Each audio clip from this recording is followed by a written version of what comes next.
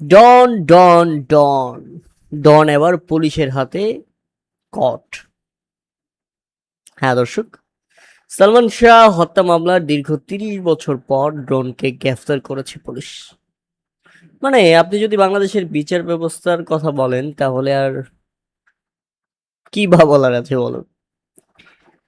একজন অভিনেতা যে কিনা মারা গেছে ১৯৯৬ সালে, সালমান শাহ, এবং মারা যাওয়ার পর থেকেই আমরা ছোটবেলা থেকেই আহ, যাদের নাম শুনে আসছি, শাবনূর, ডন, সালমান শাহকে হত্যা করেছে, মেরে ফেলেছে, তাদের জন্যই মারা গেছে।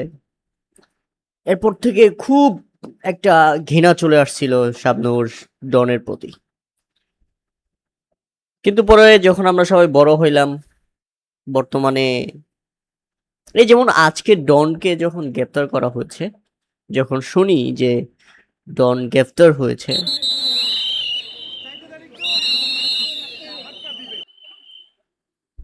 এই ব্যাপারগুলো এখন কেমন জানি পাইসা লাগে।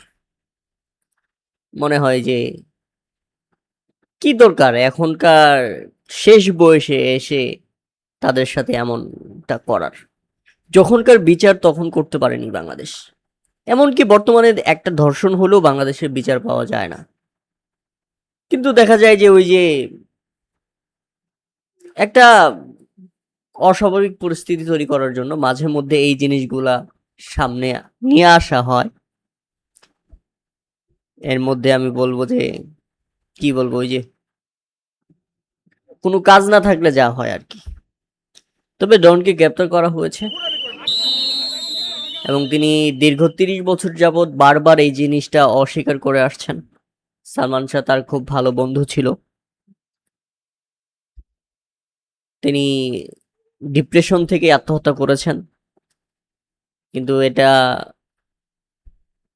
হত্যা মামলা আবারও সবার সামনে ফুটে উঠেছে এবং আজকে ডনকে গ্রেপ্তার করা হয়েছে হযরত শাহজালাল আন্তর্জাতিক বিমানবন্দর থেকে।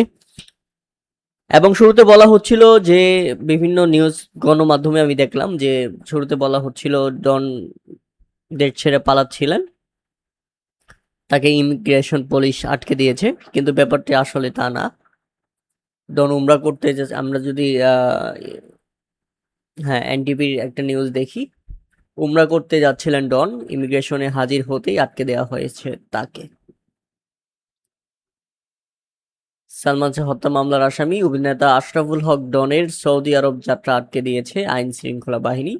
উমরা পালনের উদ্দেশ্যে দেশ ছাড়ার সময় হযরত শাহজালাল আন্তর্জাতিক বিমানবন্দরে ইমিগ্রেশন পুলিশের হাতে আটক হন তিনি। পরে তাকে সিআইডির কাছে হস্তান্তর করা হয় এবং বর্তমানে তাকে আমরা দেখতে পাচ্ছি আদালতে হাজির করা হচ্ছে পুলিশ বাহিনী। এই হচ্ছে একটা অবস্থা। এখন আপনাদের মতামত অবশ্যই আমাদের কমেন্ট করে জানাবেন। আমরা আগে ৯০ দশকে আমরা আগে টিভিতে দেখতাম ডন মারামারি করতো, খুন খারাপি করতো, সিনেমার মধ্যে ফাইট করতো, তারপর পুলিশ এসে তাকে ধরে নিয়ে যেত। কিন্তু বাস্তব জীবনেও যে তার সাথে এমন একটা ঘটনার সাক্ষী হতে হবে, তাতে কি বলবো অপ্রত্যাশিত ছিল। তবে এতে প্রমাণ হয়ে গেল তিনি সিনেমাতেও ডন ছিলেন, বাস্তব জীবনেও ডনই আছেন।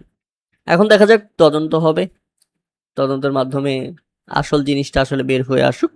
সালমান শাহ আদৌ আত্মহত্যা করেছে নাকি তাকে মারা হয়েছে, এই ব্যাপারটা আমরা নিজেরাও আসলে ক্লিয়ার হতে চাই। ধন্যবাদ সবাইকে।